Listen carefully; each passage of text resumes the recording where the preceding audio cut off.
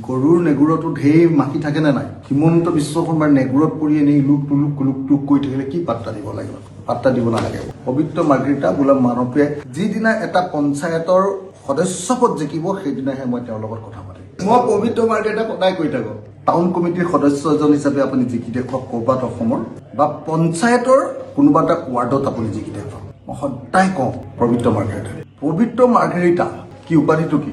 মাৰ্ঘেৰিটা বুলি উপাধি আছে নেকি? মাৰ্ঘেৰিটাৰ পৰা ইলেকশ্যন খেলিম বুলি নামটো সলাই লৈছিলে। বেচেৰা কোনেও ভাল নাপায়, মাৰ্ঘেৰিটাত ভোটেই নাপায়, খেলিবলৈকে সাহস নকৰিলে, কোনো প্ৰাৰ্থীয়ে নিদিলে টিকেট। বেচেৰা উপায় নাই, এতিয়া কি কৰিছে? আমাৰ যোৰহাটত আহি নামিছে। আৰু যোৰহাটৰ মানুহটো তাতকেও বেছি সাৱধান, সচেতন, জনা শুনা, হয়নে নহয় কওক? যোৰহাট টাউনৰ মানুহ, যোৰহাটত যদি আকৌ পবিত্ৰ মাৰ্ঘেৰিটা আহি লেকচাৰ মাৰে, সেইকাৰণে পবিত্ৰ মাৰ্ঘেৰিটাক সদায় কওঁ বুলি আপুনি এটা কাম কৰক না, ৱাৰ্ড মেম্বাৰ এটা জিকি দেখুৱাই দিয়ক, একবাৰ ৱাৰ্ড মেম্বাৰ এটা জিকি দেখুৱাই দিয়ক। আৰু আপুনি হিমন্ত বিশ্ব শৰ্মাৰ নেগুৰডালত নধৰাকে নিজে এবাৰ থিয় হৈ দিয়ক। যদি আপুনি থিয় হ'ব পাৰে নিজেই, তেতিয়াহ'লে মই পবিত্ৰ মাৰ্ঘেৰিটাক মানিম। নহ'লে পবিত্ৰ মাৰ্ঘেৰিটাৰ কথাৰ উত্তৰ দিটো লাভ নাই না।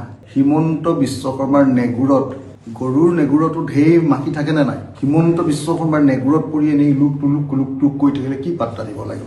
পাত্তা দিব নালাগে। পবিত্ৰ মাৰ্ঘেৰিটা বোলা মানৱীয়ে যিদিনা এটা পঞ্চায়তৰ সদস্য পদ জিকিব সেইদিনাহে মই তেওঁৰ লগত কথা পাতিম।